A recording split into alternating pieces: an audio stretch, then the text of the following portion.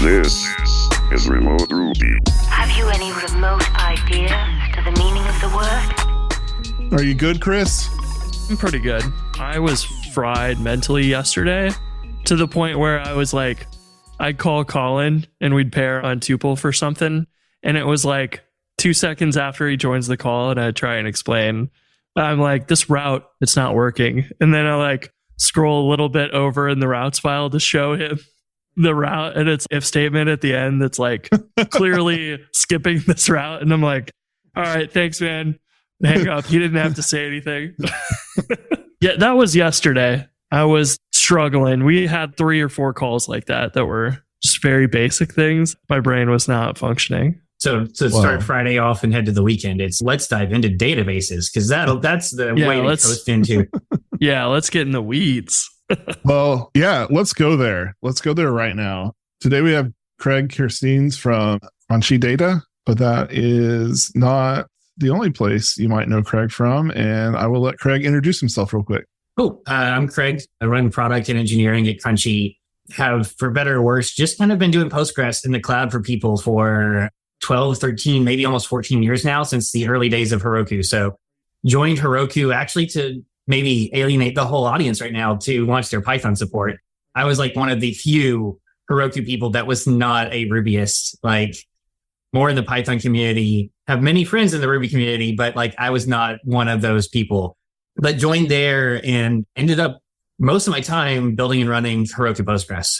Went from there to Citus Data, which turned Postgres into sharded, distributed, horizontally scalable database. That's a lot of buzzwords in there, but think kind of infinitely scalable Postgres. Heroku, we ran, I think, 1.5 million databases at the time that I left. Citus, it was a little different. It was like the average customer was 40 terabytes. The largest was 960 terabytes.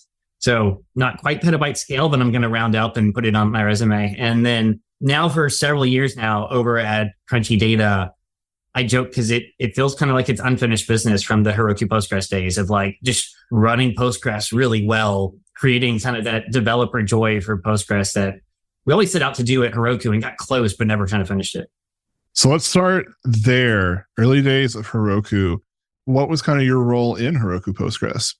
Yeah, as I mentioned, like I started over on the Python side of things and was product manager on like billing and fraud and some of the core languages. And when I joined Heroku, I had previously been bootstrapping my own thing, built out my own like Heroku-like deployment thing as we were all doing on our VPS. And it's okay, never came close to Heroku, right? If we remember way, way back 15 years ago, the Git push it's still magic. No one else is still doing it as well, as easy. It just works, right? And you get back to building. So I'd been building out like on the Python side of things and they're like, oh, we have this build pack stuff. I remember really early on, we leaked the Python support on several times on Hacker News because you would do a Git push with a requirements.txt, right? Which is the same as your gem file for Python. And it would be like detecting Django app. And the Hacker News comments were amazing. They're like, look, I've hacked Heroku. I've figured out how to deploy a Python app. And it's like, the support is fully, it was amazing. We leaked that 5 times before we officially announced it.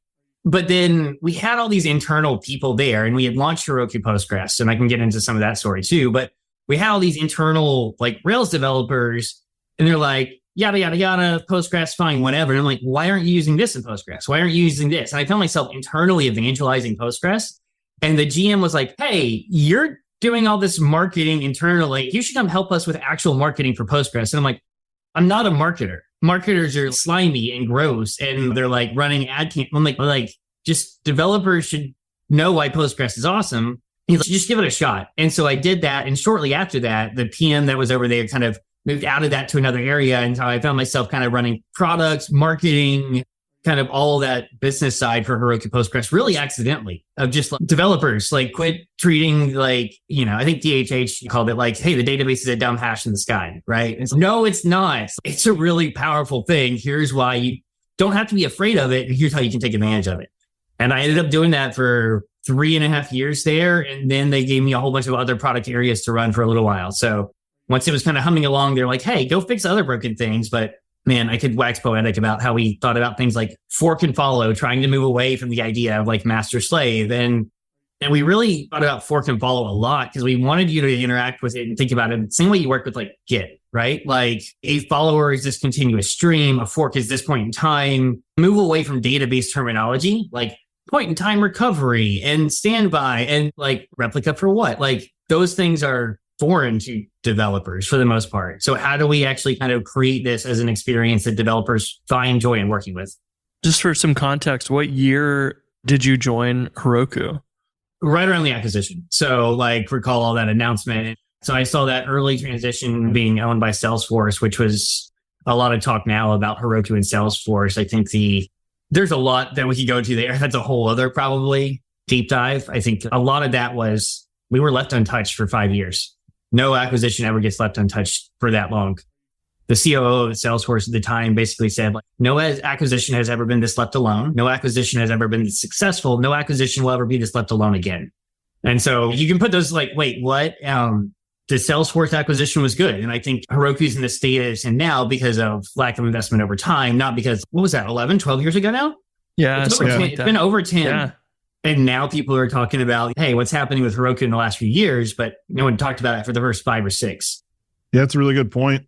Like you said, there are still ergonomics of Heroku that just still feel magical. Even today, they still feel above everything else. Like other companies are catching up, which is like just a testament to Heroku itself.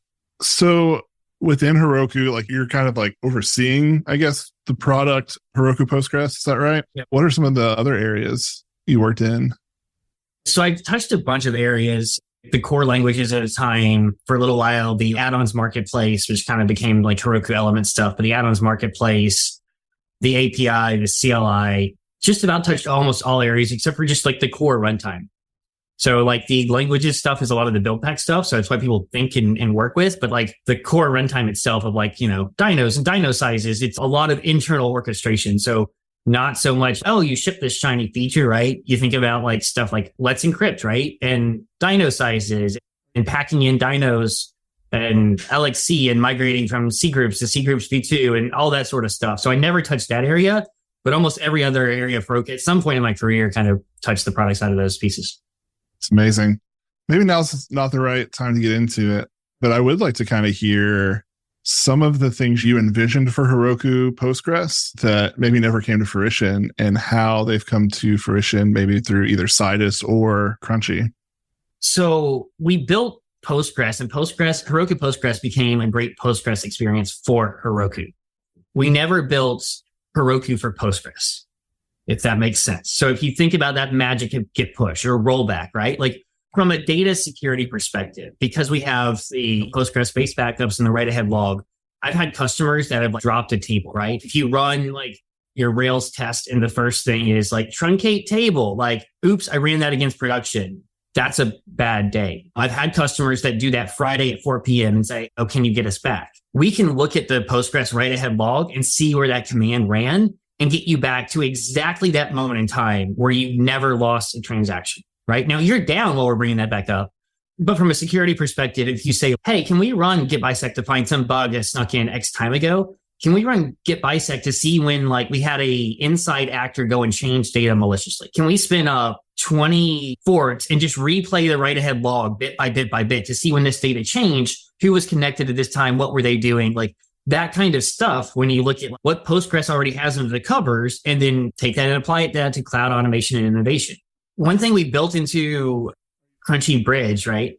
A senior engineer that worked on Heroku Postgres is running their database on Crunchy Bridge. They know Postgres really well. They know how to orchestrate it. They know how to manage it. We built something called a production check. And this was a feature that was a production check on Heroku. We never built that for the database. That goes and audits all these things about your Postgres database and says, yeah, you're good to go production. Do you have HA enabled? What's your backup configuration? Are you connecting with a super user? Because you shouldn't for production. That's bad. Super user can do everything. Do you have things like a statement timeout? So long running queries that run over 30 seconds automatically get killed. Or do you log all slow queries over 2 seconds? All of these things that you should do, right? And you can go and there's blog posts they've written about it over the years. Others have written about it. Like, here's what you should do to make sure your database is ready for production. But, you go to RDS, you go to Heroku, and there's no like easy button as a developer to say, am I good? Not doing this every day. I don't ship a new app to production every day. What's my Postgres checklist, right? this senior database engineer that helped with me build Heroku Postgres is using your service and then came in and clicked the button. I'm kind of like, a lot of this is 101 or 201 level stuff. And you're a distinguished level engineer, principal level engineer, staff, like very senior. And you're sitting here clicking this easy button. And it's like, yeah, it makes my life easier. And I don't have to think about this, right? Like with Heroku, you don't have to think about what's your strategy for a rollback, for a bad deploy. In your career, around what time did you transition out of Heroku into Citus? What was it, 8 or 9 years ago now? So is it Citus for almost 5 years, Heroku for about 5, and Crunchy now for about 3. Hopefully it's more than 2 more there. It's a good time. So yeah, I came into Citus fairly early. They've been around for a long time, but really enterprise focused, and came in and built out their cloud offering, which made Citus way more accessible. So myself and kind of founding engineer 1 and 2 of Heroku Postgres came with me to Citus, and then also came with me to Crunchy. So in addition to myself, it's a very similar team. If you have Heroku tickets from 12 and 13 years ago that are database related, there's a chance one of the 3 of us responded to it. I joke to people like, if you want that customer support experience again, just come on over to Crunchy. So yeah, when I came over to the Citus, it was a very special purpose tool, a little more kind of data warehousing focused, distributed systems, and shifted a bit by bit to focusing more on app developers and really just like sharding and scaling for performance, right? A lot of people hear like distributed database and think, distributed clocks and consensus and Cassandra type workloads. And it's much less that. It's more of, I am a SaaS B2B app and I want to shard my data and I want it to scale for performance. You think of one of the biggest probably SaaS B2B apps, which I know is one of DHH's favorite, is Salesforce.com. And when you go to Salesforce.com and log in, you'll see like a NA like 23, whatever. That's actually a physical shard somewhere that determines that how you get routed. So that's a whole like copy of Salesforce that's running with a dedicated database. Internally at Salesforce, I'll talk about org62, which is the internal one. That's the number 62 one that was created, but that's like Salesforce's own internal Salesforce that powers Salesforce. But like all SaaS apps are B2B apps. And so how do you shard them, scale them efficiently, worry about noisy neighbors, all that. So Citus really kind of dove deep on that side. That's cool. Also, I'm curious too, then what led you to Crunchy? I joke, but it's true. It's like unfinished business. I look across the database providers in the world and no one is creating that Heroku-like experience. And I think my view on database is a little like lately we have a lot of new shiny databases. They're like really pretty and you're like, look at this new shiny bell and feature. And for me, at the core of it, it's running a production ready database. I've heard about other providers, bad experience with support or shoddy experience with backups or transactions or consistency. And it's as a database provider, if I lose your data, the worst thing that my bank can do is lose my money, right? Is I'm putting it in there like, fine, annoy me with this credit card offer, that credit card offer, all sorts of things, but don't lose my money. As a database, don't lose your data and really focus on that to start, right? I would say that was the first 1.5 years of us building at Crunchy Bridge, was like just being really solid. And now we're focusing on how do we make this a delightful experience with things like production check, kind of our saved queries, data clips equivalent, container apps where you can launch a Podman container directly from inside Postgres. Cool. Let's see how much fun we can have with the database, right? We've got Python support for like data science stuff, rich support for extensions. But a lot of this is making it a simple, like a lot of that magic of Heroku wasn't shiny. It was just working, simple features and meeting you where you were. And so how do we do that on the database? I didn't feel like anyone was doing that. We were on that path at Heroku and it kind of stalled out. Don't think it's the big box providers. I don't think they provide a curated, lovely, polished experience. And a lot of the kind of newcomers in the space are trying to be more shiny than like get back to building. For the most part, you don't think about Crunchy Data or Crunchy Bridge. You think about what are the features I want to build. Now I'm having a bad day or I don't understand something about my database. How can I get help when I need it so I can get back to building? You shouldn't think about us all the time. Like we should fade away to the back. Like if you think about your bank every day, like that's a bad situation. But the only time you hear from your bank when they call you, it's great. Your social security number has been stolen, right? You shouldn't hear from your database provider. They should just fade into the background so you can focus on your app. That's a very common thing. And part of the magic of Heroku was like, look, you don't have to know anything about servers. We take your code that was running fine in development and now it runs fine in production. And they now have Docker and stuff like that, where it's like the DevOps work is now sort of the developer's responsibility to some extent there, which like most people don't really want to deal with. And you definitely have the other rabbit hole, like you've spent your entire career in learning all the ins and outs of Postgres and how you can make it better and easier to use. And the average developer doesn't want to have to do that. They want you to do that for them. So it's like important to have that. What was the data clips at Heroku? I remember seeing that for the first time and I was like, oh, this is amazing. And seeing like the slow queries and stuff that I didn't even know about. And then I'd see, oh, production is telling me like, hey, with production loads in development, everything was fast because I didn't have a big database. But then look, production's telling me this is not efficient. You should add an index here or whatever. Those were things that I found like really valuable early on in my career. Like I didn't know that. I wasn't paying attention. And now they're like giving me tips on how to improve it. And that I've found like incredibly useful. Or were you a part of that? Yeah. Man, data clips, it was so funny. So that was pushed by one person. The entire rest of the team was anti-data clips when we were building it. They're like, this is dumb. No one's going to use this. Like, really, why? And then once it was there, man, data clips was the most hidden feature that no one as a customer ever used at Heroku hardly. And it's gorgeous. And so one of the first things that Crunchy was like, yeah, we've got to rebuild this and we've got to build it better and iterate and improve on it. When you're early on bootstrapping and building something out, that's how I would recommend building your internal dashboard. So data clips or save queries on Crunchy Bridge, pin.csv to that URL, and it'll automatically pull in a CSV. And now what you can do is in Google Sheets, you can go like in your formula bar equals import CSV, open parentheses, quote, and put that CSV and it'll automatically import it and periodically refresh it. So you got now like live SQL data imported that you can then chart and like signups week over week. And you can import all of that directly there in Google Sheets without having to go and be like, all right, what BI tool are we going to get and build and all of that, right? It's a wonderful tool right there. I got to admit, follow my sword, mea culpa. I was wrong on data clips. But yeah, I mean, the slow query stuff, right?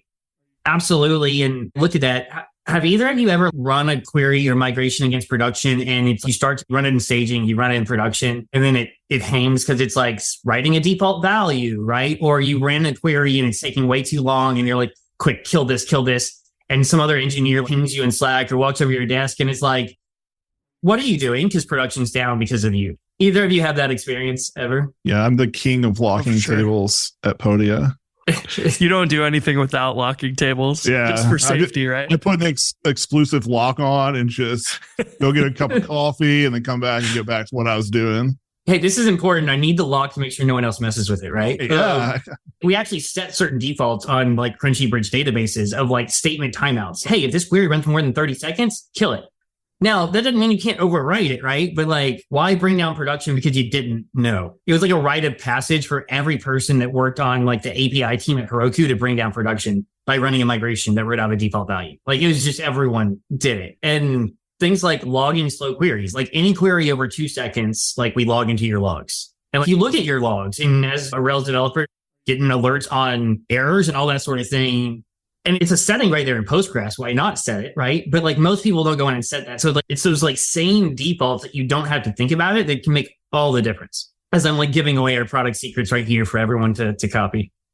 No, but it's great though. As we joked about in Amsterdam at Rails World, we have actually started taking steps towards migrating towards Crunchy Bridge, Podia, and like even things you have in the UI that are things that I have to run right now with Heroku is like either get into Postgres myself and run or use some kind of command line tool is available to me just as clicking around in the interface. And that, I don't know, that little stuff is just so valuable to me. It's like less brain space I have to use, like to remember what command to run or what query to write.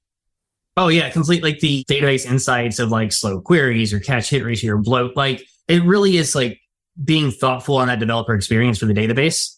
I can show you the query for bloat and you'd never run that against your database.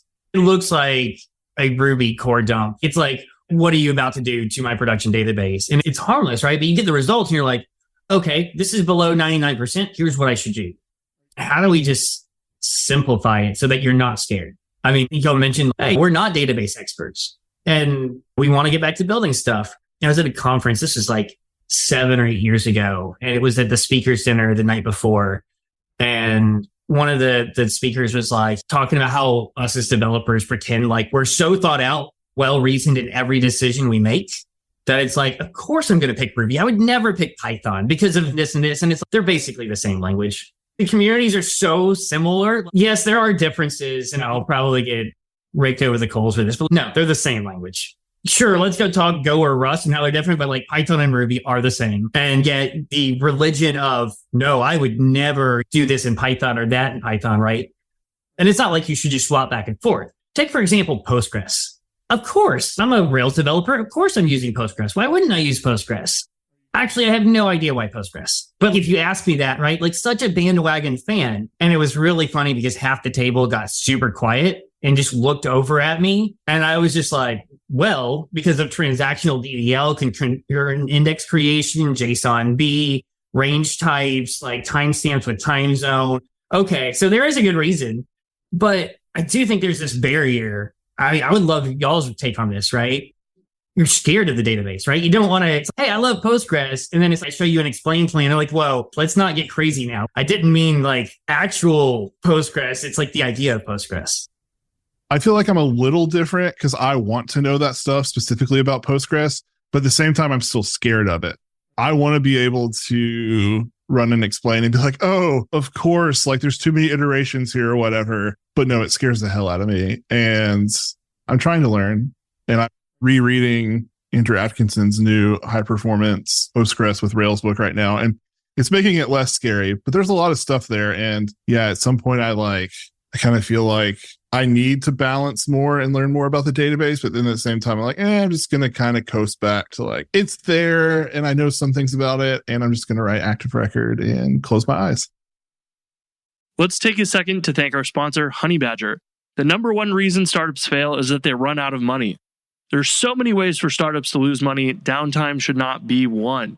Recent studies found that downtime can cost $427 per minute for small businesses and up to $9,000 per minute for medium-sized businesses. That's every single minute. That's insane. A monthly subscription with Honeybadger helps you prevent costly downtime by giving you all the monitoring you need in one easy-to-use platform so you can quickly understand what's going on and how to fix it, which helps you stay in business. That is good. Best of all, Honeybadger is free for small teams and setup takes as little as 5 minutes. Get started today at honeybadger.io. That is www.honeybadger.io. I want to know the internals and how it works and excited to learn that stuff, but I also am getting paid to ship features and build stuff. And there's always a fine line of, well, we can dive into the explain when the query is really slow or something, but I'm not getting paid usually to go into all those nuances and learn the differences. And I feel like a lot of the developers also have the same feeling, like you were saying about use Postgres, and it was popularized by Rails and Heroku and whatever. But when I was learning Rails, it was I came from WordPress and PHP and stuff, and it was all MySQL. And I switched over to Postgres and was like, oh, there's this cool JSON column now. And I learned a few things, but I didn't really know a lot about MySQL to even really compare them properly. And I think that's probably another thing and also people are starting to talking a lot about SQLite in the Rails community lately too. And you don't really have a lot of ideas on the differences between all three of them because there's a lot to understand about limitations or benefits or whatever of every different system. And it can take a long time to go learn all those and know what fits the bill here and there. And you can see Peter Levels using SQLite on Remote OK and his massive apps, and it works great for his stuff, but maybe doesn't work great for your business and whatever. So I feel like we get overwhelmed by that as well, where there's just so much to learn at the same time. Yeah, no, I think totally makes sense. And I think, on the explain side, I've worked with Postgres almost nonstop for, it's close to 15 years now, right? With some small breaks in there. And I still see an explain plan and I have to all right, have I had my coffee? It's not I'm oh yeah, here's the problem. So Postgres explained is the single most intimidating thing. And it's you don't have to be an expert at it. Just find the right tool, right?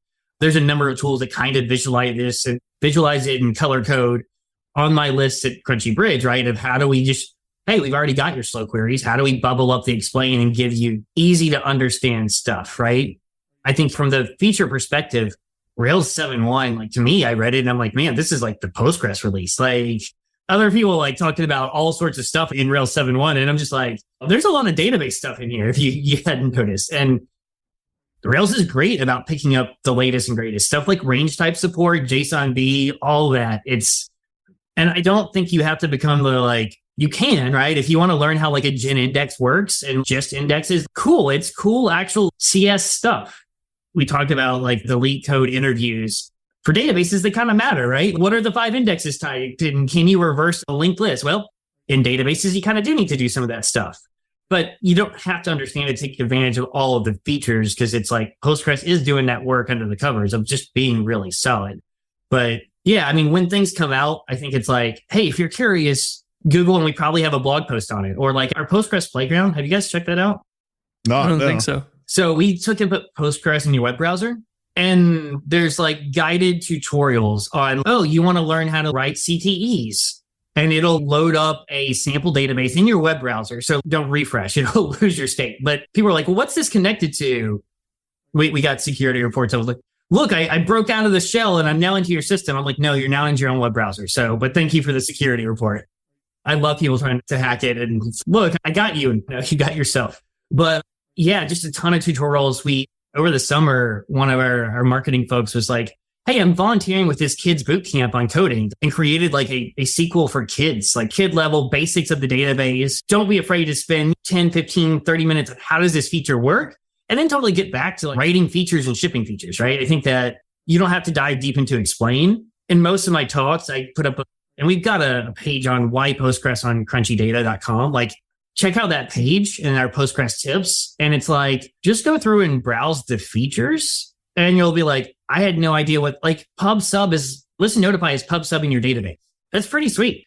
Yeah, I remember that was one of the options for a backend for Action Cable.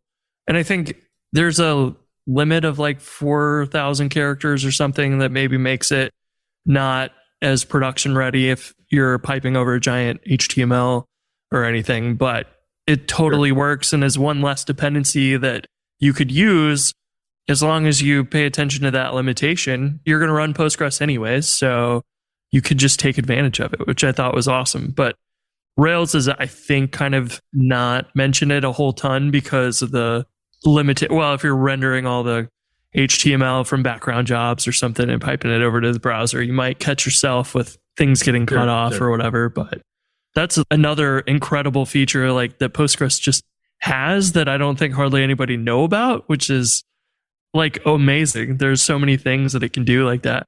I mean, there's a lot that just falls in the background too, like transactional DDL. If you're running a migration and you have a default column, right? So it adds a column and you write out a default. Like certain other databases, if that fails, you're in a broken state. Whereas Postgres rolls that back, right? You can't have a table in an inconsistent state. Cleaning that up in other databases is a huge nightmare. It's like, well, that's what you would expect a database to do, right? Don't leave me in a broken state while running a migration. The rich indexing types, right? Most databases have create index, which is a B tree index, right? Postgres has gen, gest, brin indexes. Like it just keeps coming. That is really crazy, super rich. In a way, going back to our earlier discussion, I chose Postgres mostly because that's what Heroku used. And I saw other Rails developers using it. Like I was using MySQL before that with PHP. Like I just removed a bunch of indexes in preparation for our migration to Crunchy. And I did those using concurrent algorithm. Do other databases like have support for doing like concurrent structure changes like that? Or is that a Postgres specific thing? I have to go and query database by database. I don't believe many use concurrent as the line. I don't know if that's in the SQL standard or not. I joked like, are you going to quiz me on my SQL knowledge? And now I'm getting quizzed on my SQL knowledge. Well, let me ask you, do you have to vacuum a table after vacuuming a chicken? Yeah. I mean, vacuum in Postgres is the biggest thing that people are like, I love when developers are like, vacuum keeps running. I'm going to turn off vacuum. Like, no, actually, this is like Postgres under the covers is a giant append-only database. Like if you want to understand how it works, like when you update a record, it just marks the old one as dirty. It doesn't go in and change things on disk. It says, this is dirty, let me write a new record, right? And this is where things like index-only scans come in because in the index, it's maintained and fresh. And so if you can query stuff that's fully in the index, it doesn't have to go to disk. Otherwise, it's, I scanned the table But then I have to check, is this dirty? Oh, it's dirty, so it's actually deleted, right? Gross oversimplification of how it works, right? But then vacuum's coming in and saying, oh, this is a block here. I'm not going to go and delete this. I'm going to free it up. And so the next time I write a new record, where are all these dirty blocks that I can write new data to?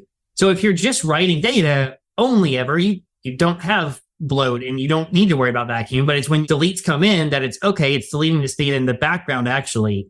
And it's all ties into like MVCC, like multi-version concurrency control, where you can have one person writing data right now, one person reading data, and still get a consistent view, right? It's not, oh, this person's doing a transaction. Like it knows, oh, this transaction was in flight. I need to wait to commit this. But in the meantime, this other person can still get this entire view of the database at this time, right? It's pretty fascinating from just a CS perspective when you dive into how it all works. And as a developer, you never thought about that, right? It's just like, I'm writing and reading data. It's amazing. The more I use Postgres, the more features I learn about it, the more I am amazed by it. And the more I'm amazed at how easy it makes my life to do some of these things that without the tools there, I wouldn't know how to do this type of database maintenance or migrations. I'm really glad to have it. I am curious. So you mentioned like the write-ahead logs earlier, and you mentioned being able to fork off those and do playback to see if there's any bad actors, and also being able to restore from write-ahead logs.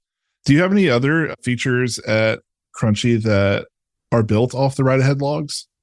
Good question. I mean, at the core of it, it powers kind of everything. That is your state of record for Postgres. A lot of people think of, well, I have a daily backup. And as well, Postgres is more like a timeline. I was just catching up on Loki. Like the idea of timelines, right? Like your database isn't a point in time, it's a timeline. Now, do you want your database as of this point in time, right? So everything from our like HA functionality to you want to fork something to you want to read replica, all that gets exercised constantly by our system.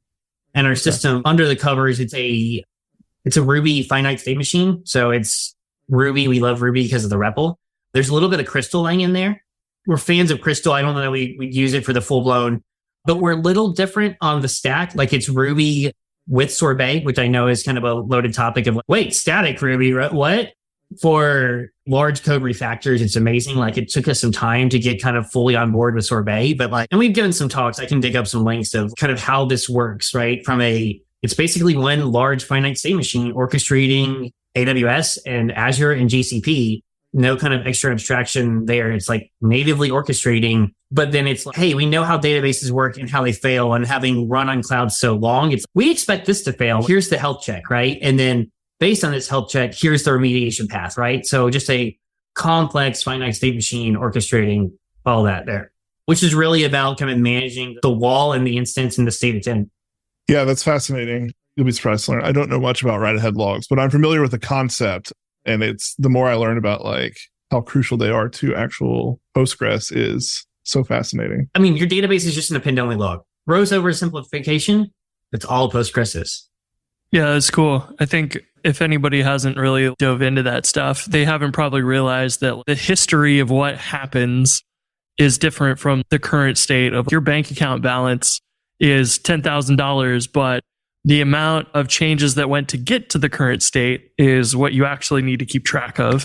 And that's just a view at this moment in time. And your database is the same kind of thing. And analytics are, and all kinds of systems work similarly like that, where here's all of the changes over time. And then you can also look at the current state of the world as well. Yeah. I mean, then when you think of hundreds of people doing a change on this same record at the same time. My bank account is usually only me and not 10 people with my credit card. Man, you think about the complex of multiple people doing all this action at the same time on similar data sets. I don't know how I would have from scratch designed this myself. It's kind of a masterful piece of software. Yeah, it is problems you'd rather have somebody else solve than just consume yourself.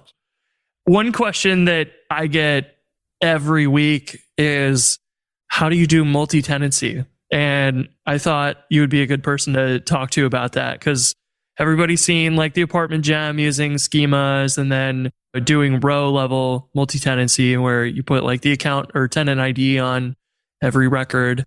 Love to have you speak to that and explain how you should do it, and maybe help people understand what approach to take on adding multi-tenancy to their applications. Because I think it's just one of those things that people have a hard time wrapping their head around from what I've seen. So everyone's going to think I slipped you a 20 for that question because I'm working on 2 blog posts right now that dive so deep into that. Oh my goodness. Perfect. It really is a matter of what's the scale you're going to get to, right? And I mean, we have a bunch of kind of multi-tenant style customers, a ton. And some use like one database per customer. And you're like, no, that's a bad idea. Well, you have 10 customers and they're really high value. That's totally fine, right? I would say if you're never going to get beyond 100 customers, right? Hey, our customers pay us $1 million a year and that's our market and we're going to grow to 100 customers. That's fine. What you're then doing, right, is losing a lot of what you get with Active Record and Rails of, okay, I need to run a migration. Well, now I'm running 100 migrations. And what happens, like this idea of transactional DDL, right? What happens if this fails on number 96? Well, does my code work with both versions or not? Or am I running 100 copies of my app? You're now reinventing all of these things that we just get out of the box that you've got to worry about. Schemas was interesting with Apartment. Is Apartment still maintained or not? I'm kind of unclear, but I think it kind of still works mostly. Yeah, I think it still works, but it's not really no new features or anything added to it, which probably doesn't need it either. But yeah, as far as I know, there hasn't been much activity on it. And so I think and you might even need to explain what a schema is, because I think a lot of people just, I connect to a database and I have a user and a password and a database and haven't quite wrapped their head around schemas either. Yeah. So, I mean, in Postgres, it's super confusing because you're not connecting to you're connecting to a database, but when you connect to an instance, it's also a Postgres cluster. And so you can have multiple databases inside an instance. So you can get inside Postgres, and if you have super user, you can do create DB and create a new one, right? So you can have database 1, database 2, database 3. These are completely isolated, not from a wall perspective, but from a PG dump perspective. So if I take a dump of my database, I can dump database 1 or database 2, right? And I run a migration and it runs on database 1. Schemas are sort of that, except for you can see across each other. So I can query from schema 1 to schema 2. So in Postgres, if you've ever written a query where you had like select star from user 1 dot events, user 1 is the schema. And so you can create schemas kind of just like you can create databases. The difference is you can't, and there's a nuance, you can query across databases, but you're doing it with foreign data wrappers and DB link. It's not easy to just query from database 1 to database 2. You connect and you're kind of isolated to that one. Schemas are all in the same database, but you can query across them. So they're reasonably isolated. And then the third approach is kind of what people call like a tenant discriminator, or putting a tenant ID or customer ID on everyone, right? Schemas are a really nice middle ground, because you can query across them if you need to. So a lot of the same problems as the databases in terms of running migrations. You don't run a migration across multiple schemas at once. Apartment helps you on some of this stuff. Recently, Citus got support for schema-based sharding. So Citus was only that tenant discriminator where you had to have the tenant ID or customer ID on every table. They recently got schema support, which I think makes the combination of Citus and Apartment super interesting.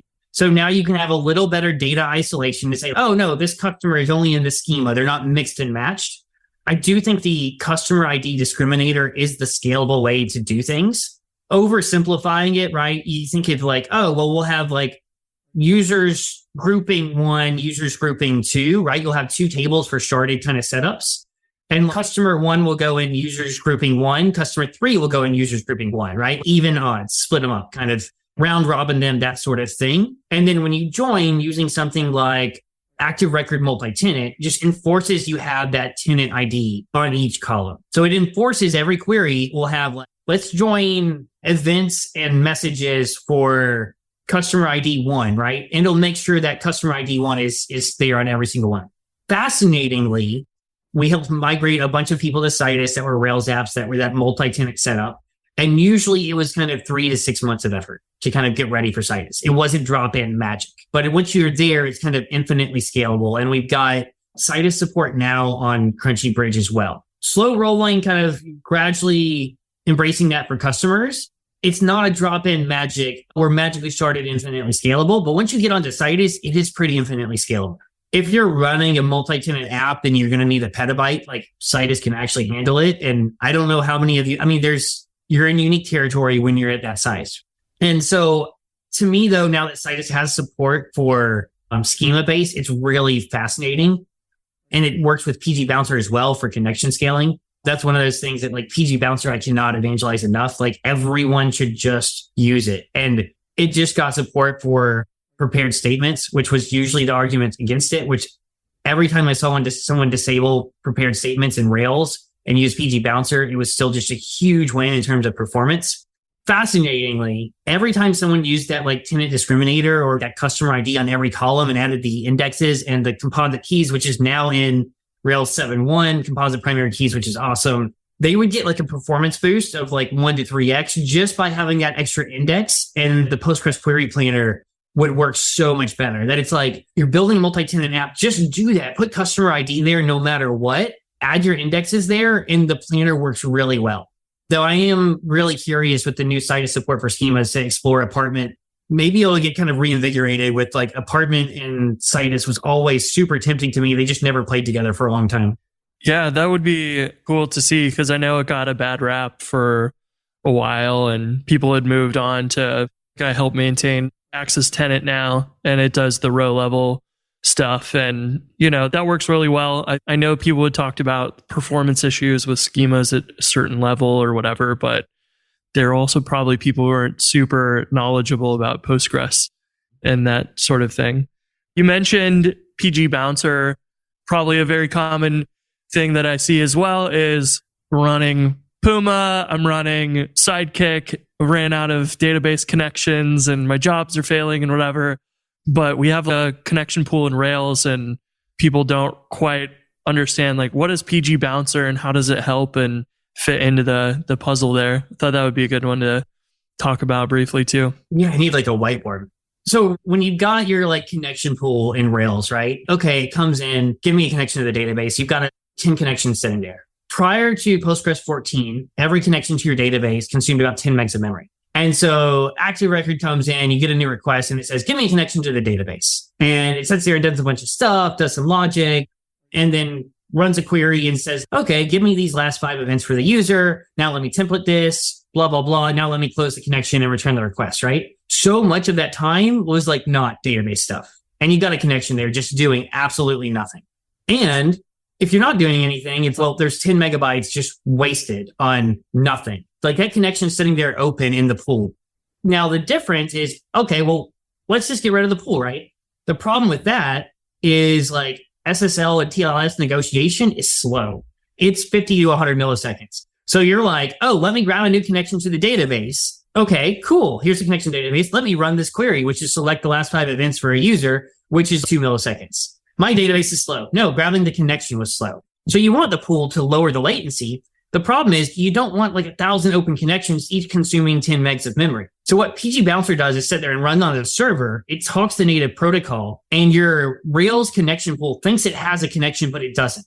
And PG Bouncer will give you that connection, but it's not actually going to give you that connection until you like start to run a transaction, until you go like begin. And an Active Record, even if you just like never begin a transaction, you say, hey, give me the last 5 events. Well, under the covers, Active Record goes begin, give me the last 5 events, end query, commit, right? That's what happens under the covers. So PG Bouncer is just sitting there waiting for those like keyword transactions. Rails never knew it didn't actually have a connection.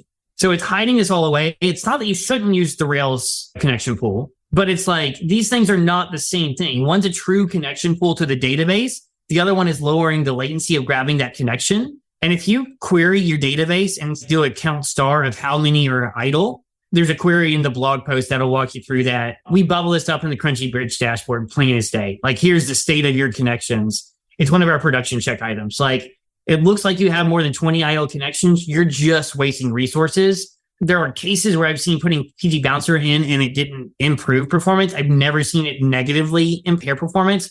98% of the time, like PG Bouncer is basically a free lunch if there ever was when it comes to your databases and your Rails apps. Yeah, that's a great description of it. And pretty much if you're going to install Postgres, also add PG Bouncer because you might as well. Like it, those rare cases are probably pretty obscure situations or something too, probably, I would guess.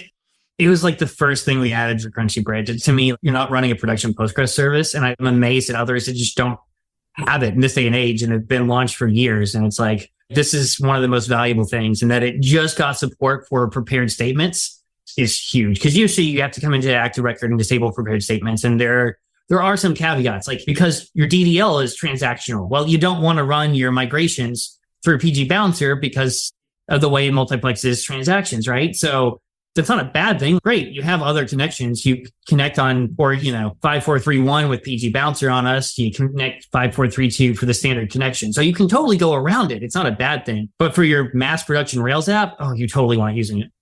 We need to start wrapping up, unfortunately, but there's one thing I wanted to talk about. I am consistently amazed, A, at your Postgres knowledge, but B, was stunned in Amsterdam to learn about your tiki bar knowledge. I was standing at a table and this is all I said. I said, yeah, we've got a long layover on the way home and my favorite bar is in Chicago. So we're going to leave the airport. And without blinking, Craig goes, 3 dots and a dash. Why, yes, that is my favorite bar and subsequently where we're going. And it was delightful. But you were telling me about one you went to recently, and I'd like to hear more about that. I think that the next night or 2 nights later, I was at Smuggler's Cove, which I think is in the top 50 bars consistently in the US, and classic tiki bar, they've got a book. Yeah, I'm definitely a fan of tiki bars for sure, it's so funny because there's 20 good ones in all the US. And most people think, I was there with one colleague, he'll be so excited I'm talking about this. And we went to an actual tiki bar in Amsterdam at Rails World.